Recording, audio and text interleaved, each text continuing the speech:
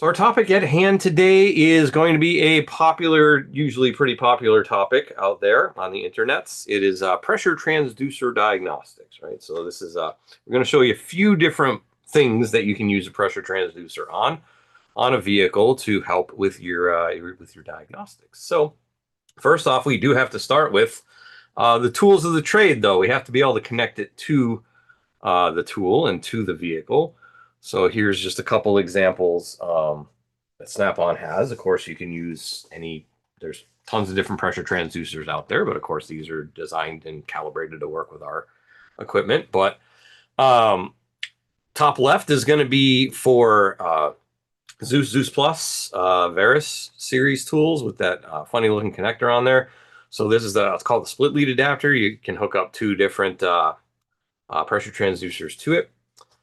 And then over here is what we call the PSA adapters. That's because it got PSA and part number. And that is that you can also hook up two pressure transducers. This one requires a 9-volt battery.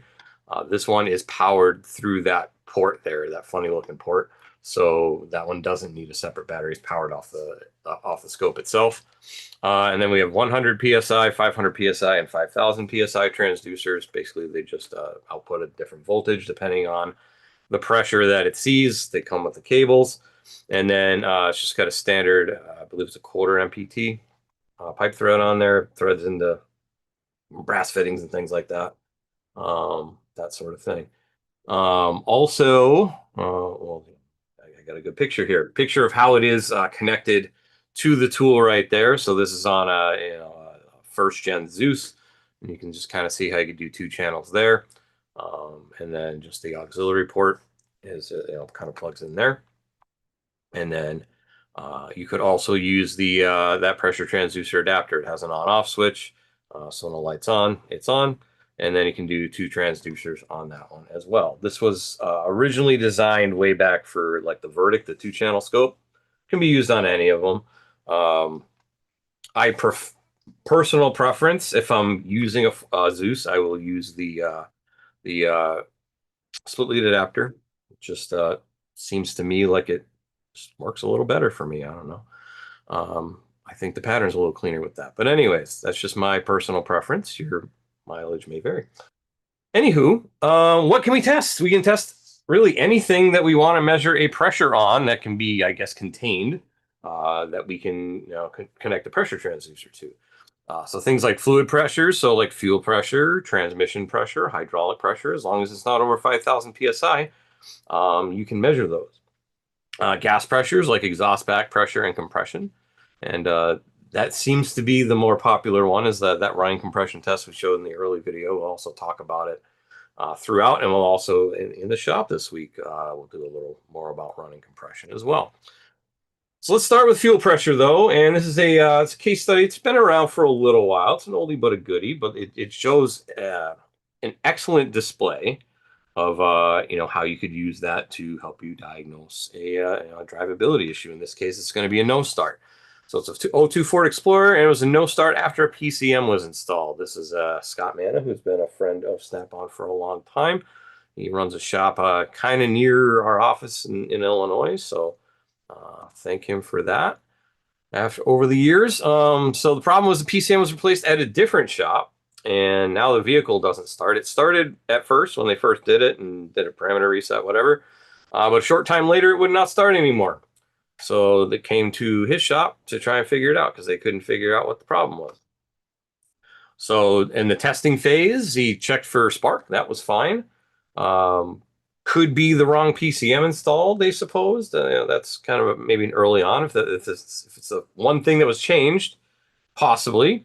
So the check for spark, they would need to want to check for fuel as well. So they wanted to check for fuel pressure with a gauge, and it was doing something like this when it cranked over, right? So it was dropping considerably when it cranked over, like that. You could see the needle moving back and forth. That's the best I could do in a PowerPoint. But anyways, key on, engine off, builds up fuel pressure just fine.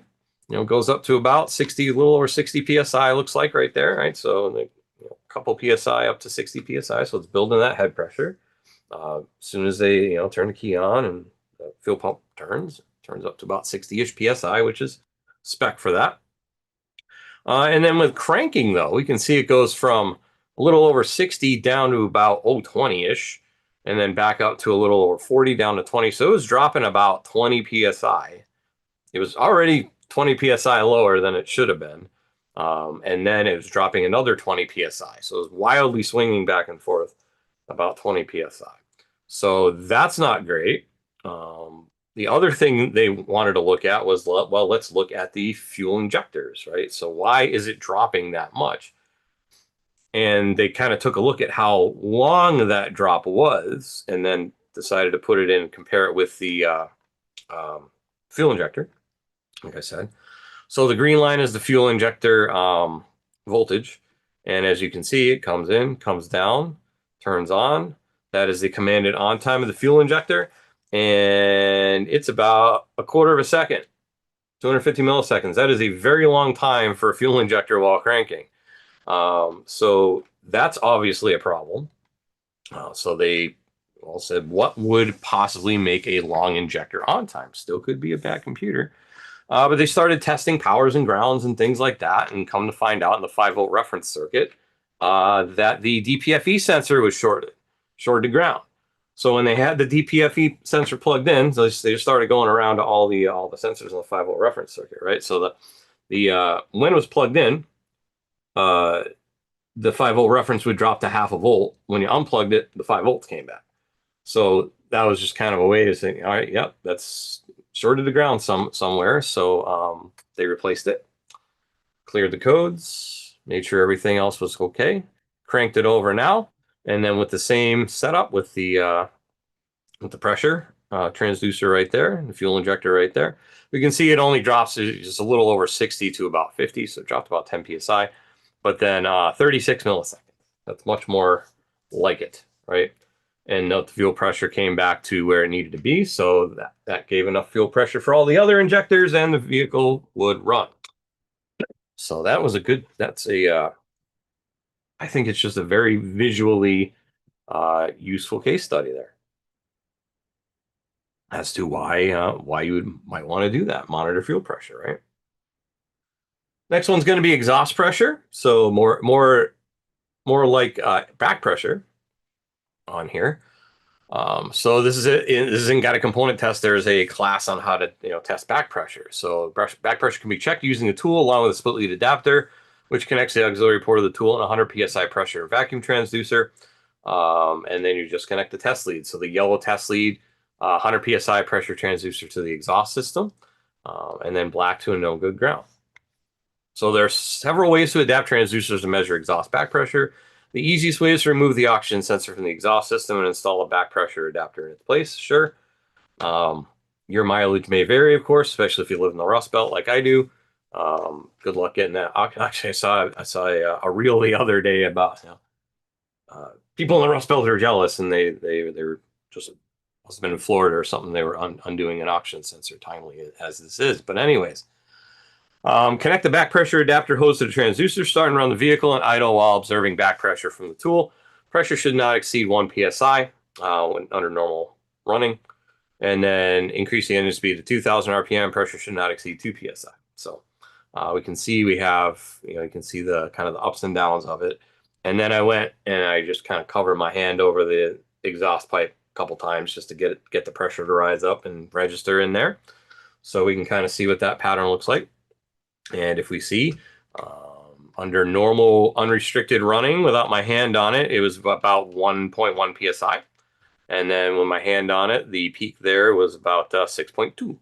So we can see how it just kind of easy enough. Find a way to adapt it into the oxygen sensor, and then you can check back pressure. That's also a quick and dirty way. If you do suspect you have a restriction in your exhaust, like a clogged cat, take the oxygen sensor out ahead of the cat and see if the restriction goes away. All right. Easy enough. More than one way to do it. But that's one good way to measure it. And then relative compression. So not running compression, but relative compression, right? Relative cylinders to each other. So here's an example doing a relative cranking compression test on a vehicle. And we can see just kind of how it's, just kind of goes up and down. This was at the, I believe they connected this at the intake manifold, I want to say, at the vacuum port. How to kind of see what was going on, and then the AC coupled it, and there we have it. So that is all the cylinders all on one screen. Here's a different one. This is on a Jeep, and this one had a restricted exhaust on one side, right? And it would be on the odd number cylinders. Right? So that was restricted exhaust because it wasn't able to push out all the pressure, so it wasn't able to pull in as much pressure either. So it just, just had a restriction in the exhaust. So it was hot. Let's see, it's described better over here. Large pressure pulse 135 and low vacuum pull. All right, so not enough vacuum being pulled here. You can see a lot more vacuum being pulled here, and then big pressure pulses follow it after that because it didn't have anywhere to go. Right, exhaust didn't have anywhere to go. All right, and then cranking compression. Actually, so that was measuring cranking back, relative compression. This is cranking compression, right? So we can see crank over. With this one, you do like a clear flood, so it doesn't wash down the cylinder, and so it doesn't start. So just to crank it over, crank, right? And we can see the pressure there as it would build. So that'd be, I mean, these are all tests you can do in an analog gauge too, right? But having the visual graphic on the screen, there, words today, I tell you. Having that visual representation on the screen of what's going on in the cylinder can be helpful as well. So here is there's a cranking compression with the the throttle open. Actually, yeah, because you need the throttle open anyways to do that.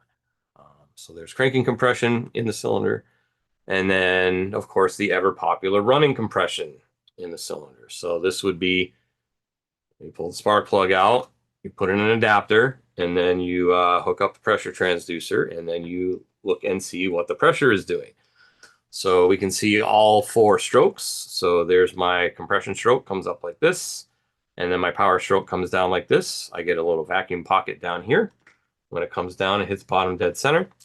Then it starts coming back up. The exhaust valve's open, and then I should see my my pressure there, or lack thereof, because it should be roughly 0-ish, give or take, because you're open to atmosphere at that point. And when you calibrate the pressure transducer is calibrated to whatever atmospheric pressure is at the time where you're at. So it should be pretty much 0. This one seems to be going a little more negative than it should. But anyways, you don't want to see it go up and above. I got an example of that a little bit later. That's off the Jeep, off that Jeep of the Cloud Cat. You can actually see, how the exhaust is going up because the pressure is building up, coming back through the exhaust valves. Anyways, exhaust, and then of course intake, right? So that comes in. You should get another vacuum event, and they should be pretty much the same on both sides. Probably going to be off by a little bit, but they should, the bottom of each should be pretty close to each other, within a couple tenths or whatever. And then once the valves close again, we build up pressure again when the compression stroke, and then everything starts back over again, right? So that's what it should look like. That's a known good on a known good running vehicle.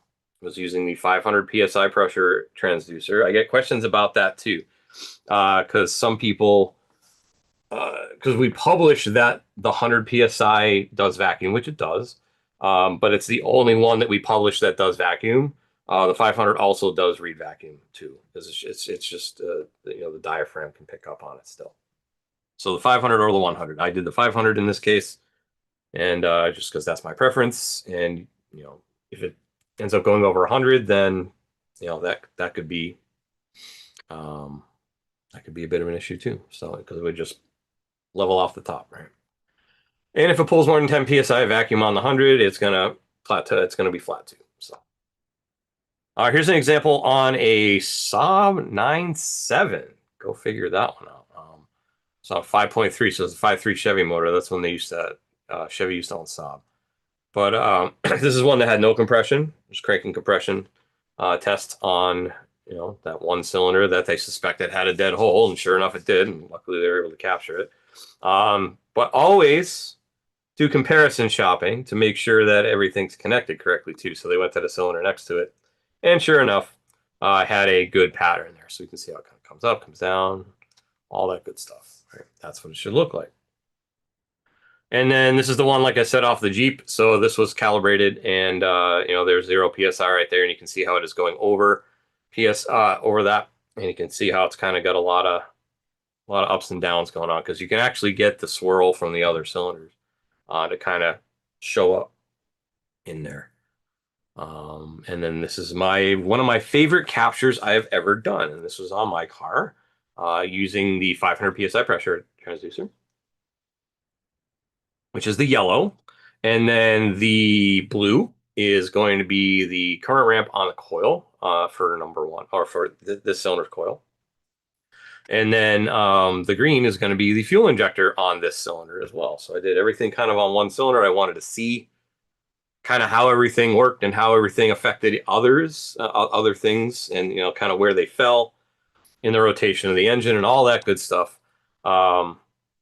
So we can see compression comes up, spark occurs a little bit before top dead center, like it should, right? Timing just occurs just on the way up usually, before top dead center, and then of course the explosion happens, and then the power stroke comes down, and then the exhaust valve's open right there, and then I get a couple pulses, and then the fuel injector is going to open right before the intake valves, right? So the fuel injector sprays right as the intake valves are opening, and then you also can notice a change in the pattern right there, because now in my cylinder, I am getting my intake air, I am getting swirl, I am getting the fuel in there as well. So you can actually kind of see how that pattern changes a little bit once it opens. Of course, exhaust and intake, a little bit of overlap there too.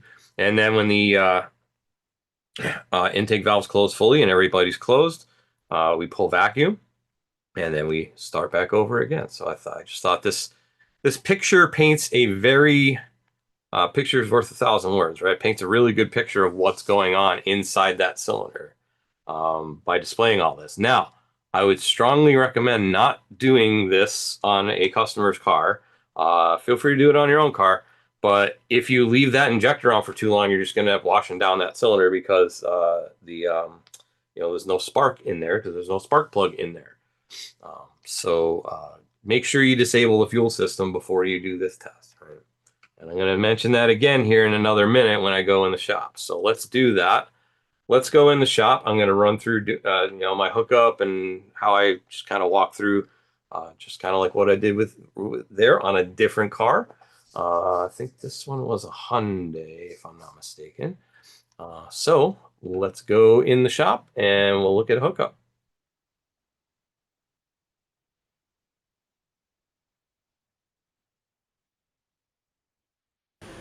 Okay, so this week in the shop, we are going to do a running compression test on this vehicle here. Now, the most questions I usually get when it comes to these running compression tests or any sort of pressure transducer type material is, what's the setup? How do I hook everything up? Because there's a few adapters that are necessary and things like that. So first off, we remove the spark plug, of course, and have the coil here. The coil is still plugged in, so we don't cause any issues. We just have the spark plug grounded here on the motor mount, so it'll just kind of spark in the open air.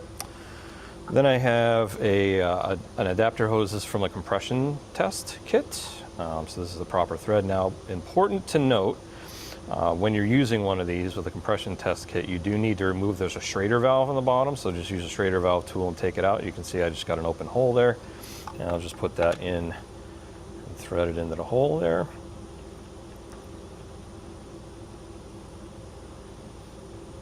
Quite a few threads, there we go. And then I have my pressure transducer. In this case, it's a 500 psi pressure transducer, and it's threaded into where the gauge would normally go on the compression test kit. And it does have a quick disconnect right here. We're gonna leave that off for now till we calibrate the pressure transducer. Then the cable comes over here to the adapter, so we call this a split lead adapter. and you can plug in up to two here. You can really daisy chain it and plug in up to 4, but we don't need to test 4 things today. And then it's just pressure transducer number 1 is the yellow lead, so we'll just put that into channel 1. If we had a second pressure transducer, there's a channel 2 we could add, but we don't. And then there's like a serial cable on the back here, and this is what provides power to the pressure transducer itself. So we need to make sure that is plugged in. So this is for the Zeus Plus. Zeus would be a very similar setup. We do have this is a newer version of this with longer leads to actually fit, between each side of the scope there. On the older Zeus, it wasn't as much of an issue because they were all kind of next to each other, but in this case, they're opposite sides, so we have the longer cable there. And then, of course, the USB into the tool, and then we have the tool itself, right? So what I want to do is I'm going to go into guided component tests, actually. And if we go into classes and how to, there is, if we go down a little bit, there's a 10-minute running compression waveform class. So we'll go there, and it's going to tell us all about, what you can, what you can expect to see in that case. Pressure transducer can be used to monitor in-cylinder dynamic pressures while the engine is running. This example shows a pressure transducer calibrated to 500 psi, fitted to spark ignition engine operating at idle speed, approximately 800 RPM. So we can see peak compression pressure, cylinder sealing, exhaust valve opening period, inlet period, etc. And then it gives us instructions on how to fit it. And then here's an example waveform capture with it. And then we are just going to hit view meter, and it's going to set it up. It's going to preset it for the 500 psi, and we see it says, do you wish to calibrate? So we'll just hit yes. You need to calibrate it open to the air, not attached to the vehicle, because basically what it's doing is zeroing it out to whatever atmospheric pressure is where you're at. So now we'll connect it. Just use the quick disconnect, hook it up there, and then come back over here. I do know I need to make a couple adjustments for this vehicle after testing it earlier, so we'll just open up the meter. And we will open this up and open this up. Probe's good. I know it's going to be a little noisy, so we'll filter it out. And then I'll set my scale down a little bit because this car doesn't have a ton of compression running. All right, so now I will go crank over the car, and we will see what capture we get.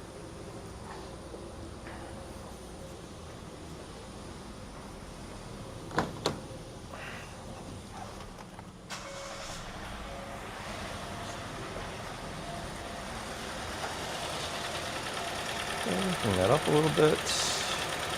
All right, capture looks good.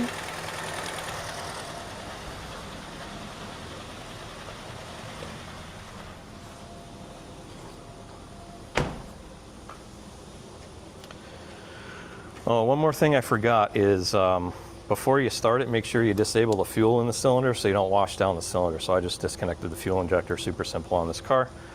And then let's go back and check out this waveform here.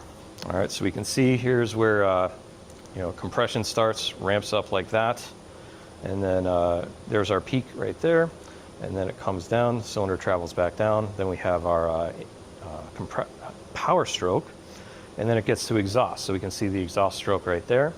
We can also see a little bit of a swirl, I guess you could call it, in the pattern, kind of up and down, because we're actually seeing pulses from the other cylinders a little bit coming in the exhaust. And then we have our intake valve would open right here, and we see we get a little upward tick there, and just I guess just how the valve overlap is on this engine. And then of course we come back to intake stroke, so it comes down, and then we have the compression stroke ramp back up, and it starts back all over again. So we want to make sure like the vacuum pockets on both sides are even, that way we know it's running properly. We want to make sure the exhaust stroke does not go up above 0 psi, which in this case it doesn't. If it does, then as we said in the material, that kind of represents a blockage in the system, and then we should be able to see the valve open and everything like that. So that is, I mean, this car's only got 24,000 miles on it, so it should be a known good running engine, and it is. That's your basic running compression test. So back to the studio.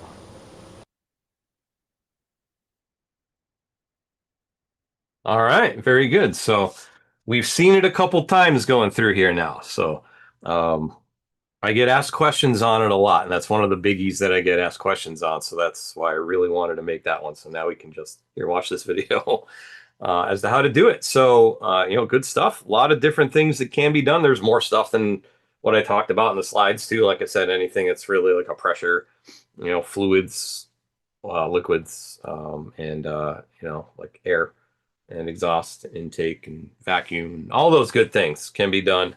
And if you know what to look for, that can be pretty enlightening as to see what's going on in the cylinder like that. So with that, that is pressure transducers.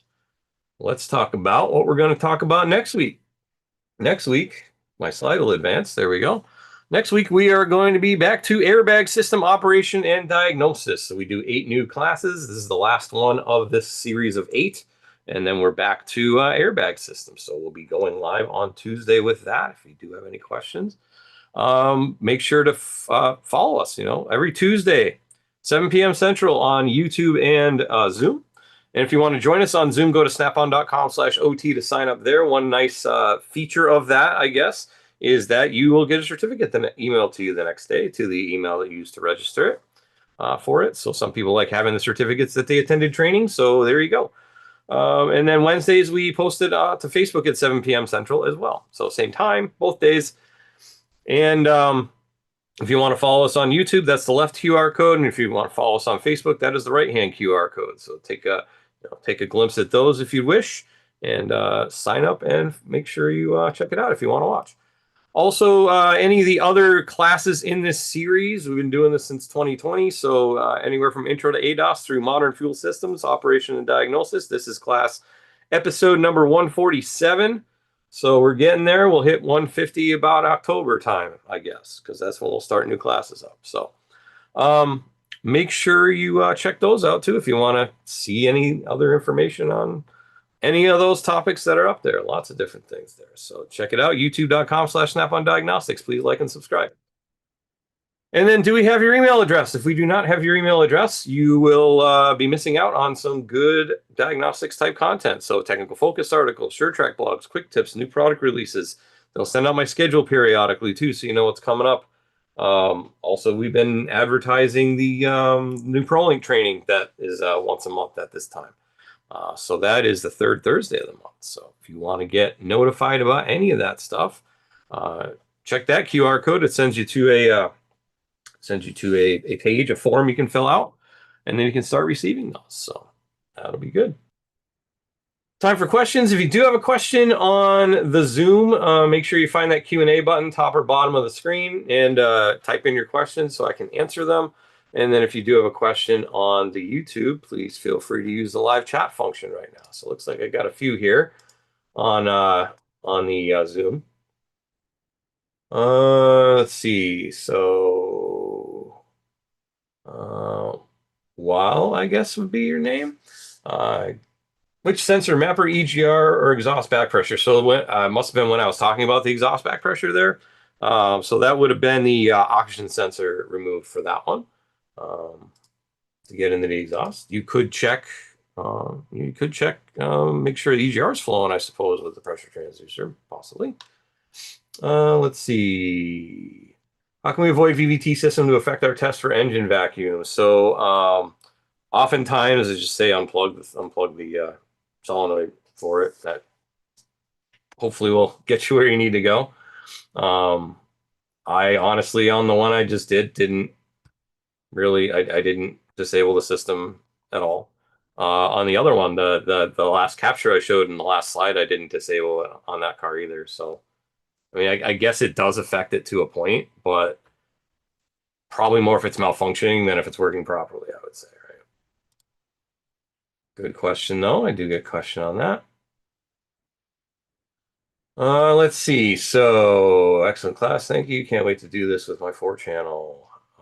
Not Vantage D Plus, I guess, but you must have been the one that commented on the Facebook the other day about that too.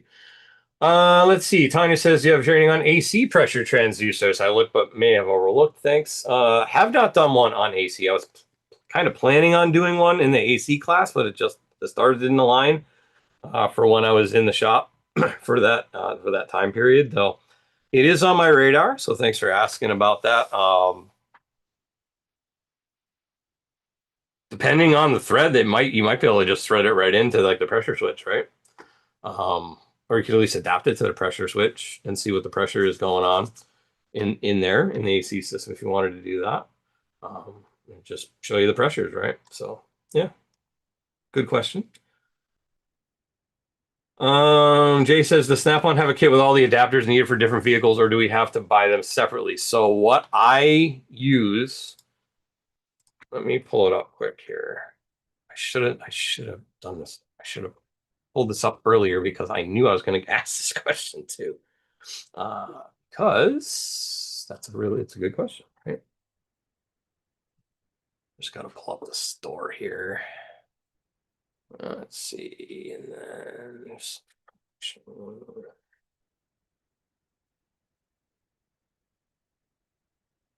yes, so it's this right here.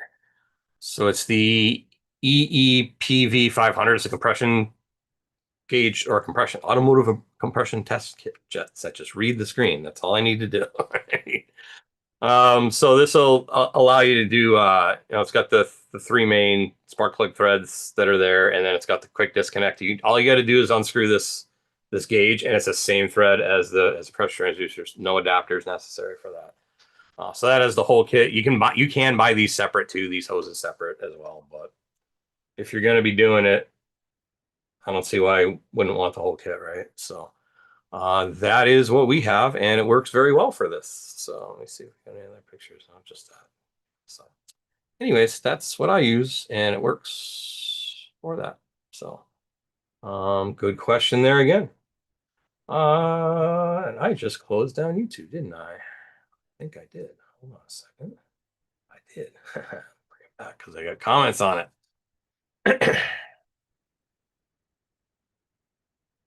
Stand by 1 second, please. Why is this doing this? There we go.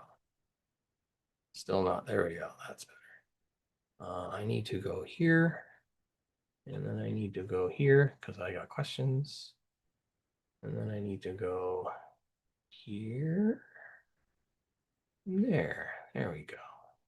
Oops, that's not working. Pardon the amateur hour here. Let's see. There we go. There's my stream. All right, got my chat back. So, just a couple comments on here. So, J. Lee Lobo says, hi, Jason. This tool has saved me from several misdiagnoses made by other repair shops. That's excellent. So glad you're able to get good use out of it and, can help you out in those times. D. Tamburino says, great job. Thank you. And J. Lee Lobo says, been here since episode 1. Yes, you have. And you comment every week. So I know you catch most of them live anyways, maybe not all of them, but I certainly appreciate it over all these years. And we're going to go, hit hopefully 200 not too far in the future. So anyways, thank you for that. With that clears the big board. So I'd like to say thank you very much to everyone for joining me. Hopefully you'll join me next week for airbags. And then with that, I got another question here on Zoom. Oh, thanks again from Tanya. Thank you, Tanya. You've been a regular viewer here for at least a little while, so I appreciate that as well. So like I said, thank you. And hopefully you join me next week. Enjoy the rest of your week. Have a good night and take care.